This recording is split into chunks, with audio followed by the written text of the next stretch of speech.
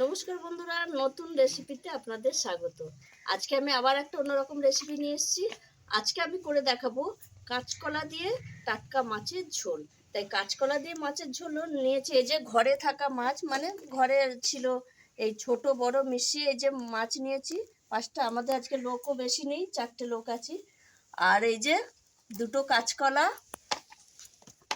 Tomato, আলু, capsicum, কাঁচা লঙ্কা, এইসব এইগুলো দিয়ে আমি মাছের ঝোল করব।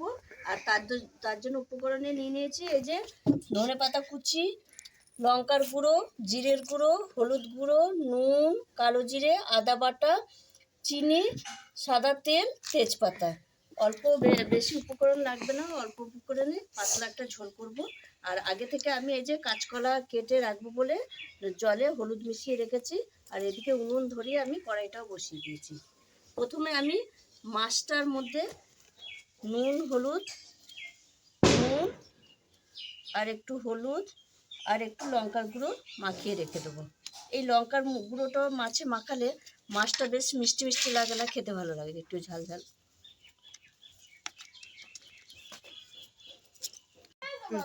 এই দেখুন বন্ধুরা, কাঁচকলা দুটো আমি কেটে হলুদ জলে খানিকক্ষণ রেখে দেবো।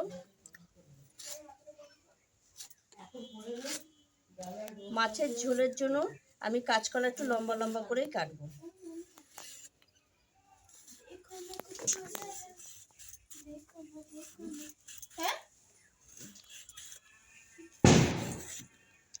এই দেখুন বন্ধুরা, কাঁচকলাগুলো এইভাবে কেটে আমি জলে হলুদ জলে দেবো। এইভাবে আমি দুটো কাঁচকলাই কেটে নেব। বন্ধুরা, কাঁচকলা কেটে এবং হলুদ জলে রাখা হয়ে গেছে। এইবার কড়াই গরম হয়ে গেছে, আমি আগে কড়াইয়ে তেল দিয়ে দেবো।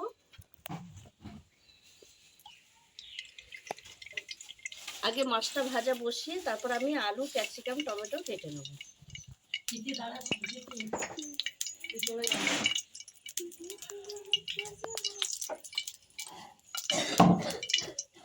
এই দেখুন বন্ধুরা, তেল গরম হয়ে গেছে, আমি মাছ ভেজে নেব।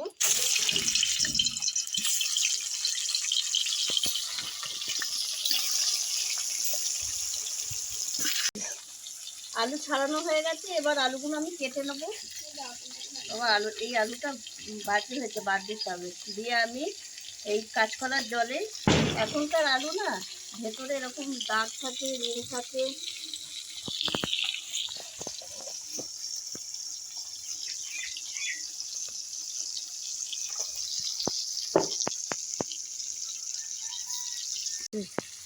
বন্ধুরা মাছ ভাজতে ভাজতে আমি সব কাটাকুটি করে নিয়েছি। এই যে কাঁচকলা আলু একসঙ্গে হলুদ জলে ভিজিয়ে রেখেছি, কাঁচা লঙ্কা চিড়ে নিয়েছি, টমেটো এই যে সরু সরু করে কেটে নিয়েছি, আর এই যে ক্যাপসিকামগুলো সরু সরু করে কেটে নিয়েছি। আমার মাছটা এদিকে ভাজা হয়ে গেছে, এবার আমি তুলে নেব।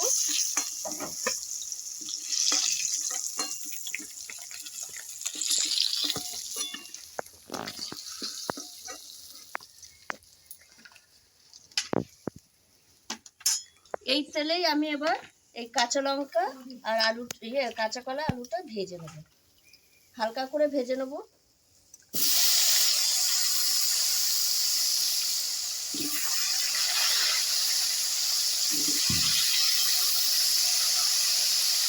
যেহেতু হলুদ দেওয়া ছিল, হলুদ জলে ভেজানো ছিল, আমি আর এতে হলুদ দেবো না,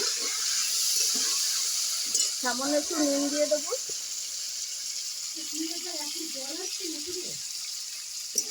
দিয়ে আমি কাঁচকলা আলুটা ভেজে নেব।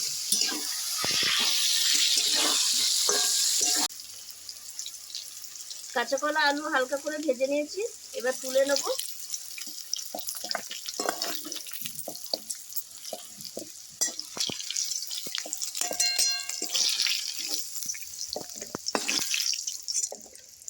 এবার আমি ওই তেলেই দিয়ে দেবো ফোড়নে,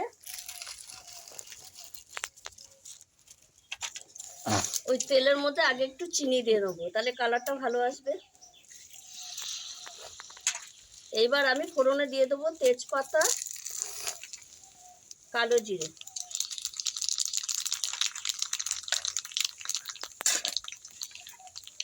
এইবার আমি দিয়ে দেবো ক্যাপসিকাম, টমেটো, আর এই যে কাঁচা লঙ্কা চিড়ে রেখেছি, এই কাঁচা লঙ্কা চিড়াটা দিয়ে একটু নাড়াচাড়া করে নেব।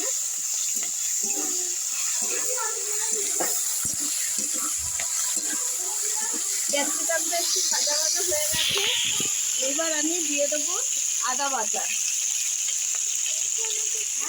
এবার দিয়ে দেবো আদা বাটা,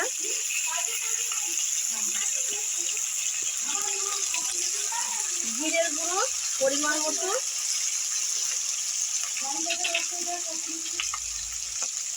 হলুদ গুঁড়ো পরিমাণ মতো, লঙ্কার গুঁড়ো পরিমাণ মতো, নুন পরিমাণ মতো দিয়ে আমি একটু জল দিয়ে দেবো, তাহলে মশলাটা পুড়ে যাবে না। দিয়ে ক্যাপসিকাম আর টমেটোর সঙ্গে একটু কষিয়ে নেবো মশলাটা।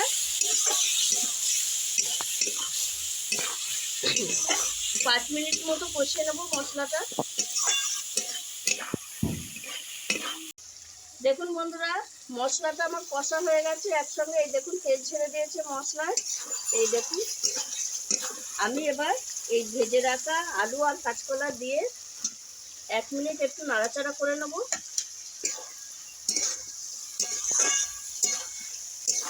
দেখুন বন্ধুরা, এখনই কালারটা কত সুন্দর এসছে। এই দেখুন,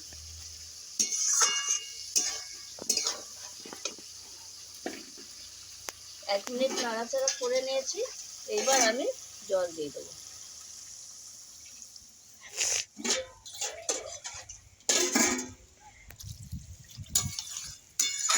ঝোলটা ফুটে উঠবে 2 মিনিট, তারপর আমি মাছ দেবো। এবার আমি ঢাকা দিয়ে দেবো। ঢাকা দিয়ে ঝোলটা 2 মিনিট ফুটুক, তারপর আমি মাছ দেবো।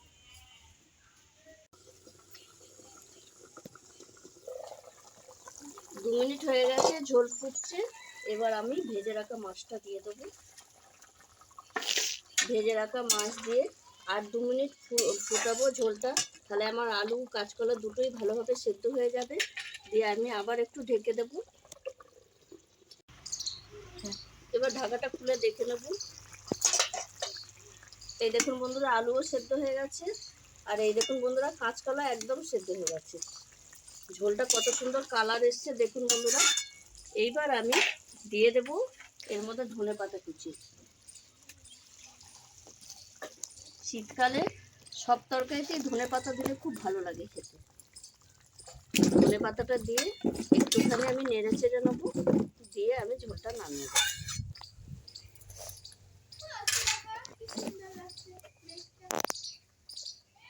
এবার আমি ঝোলটা নামিয়ে দেবো। আমার কাঁচকলা আলু দিয়ে ক্যাপসিকাম দিয়ে ঝোল রেডি।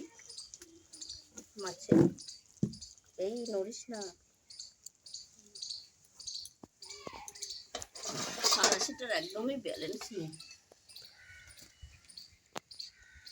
এবার আমি হাতায় করে করে ঝোলটা তুলে নেব, সাঁড়াশিটার ব্যালেন্স নেই।